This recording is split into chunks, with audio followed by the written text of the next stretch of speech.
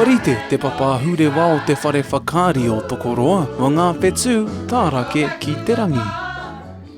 Ko te mana ko e hikaka e hariko ana te maria I wahora, nō reira, koe roto mātai whia konui, kia ngā hui tiwi, kia kite ai a rātou e mene mai ana, nā o mātou reo, rōreka, e pāho ana.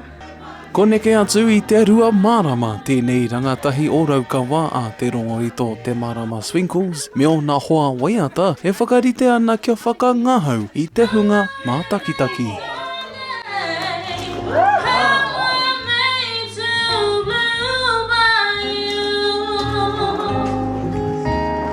Ko taku pirangi, kia oho I taku ake nei manawa.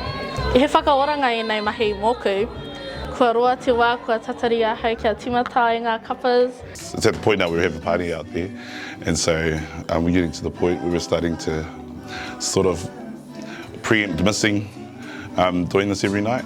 Good everybody, welcome to tonight's show. This is the Tokoroa Little Theatre, and we're the cast of Our Music, Our Way.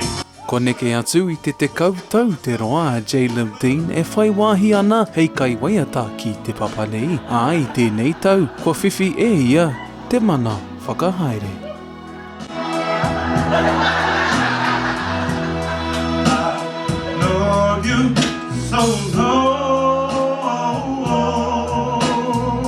Yeah, so that's why the show's important to me, because it's music that we love, that we get to go on that stage and sing songs that we love, which is new.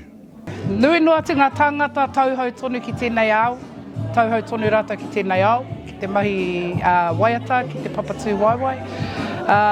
Tino pai ki au te kite I a rātou e pua wai ai e patu ana I te whakamā. Hei tā tēnei uri o Raukawa a Mel McKenzie, ko te whakahoahoa ki tangata ke atu te mātāmua o tōna pirimai ki e nei mahi waiata.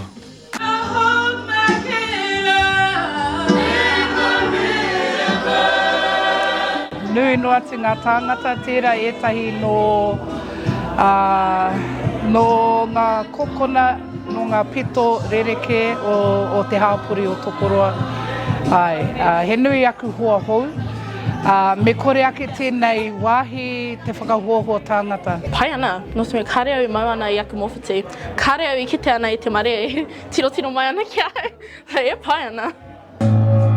Now you're treating me so wrong, I can't take anymore. Haruru pai ana te whare whakaari o Tokoroa ki te kaunga me te reka a ngā reo waiata, koe nei ko te whakāturanga whakamutunga te hunga mo tēnei tau. Te Kawa Paora, Aukaha.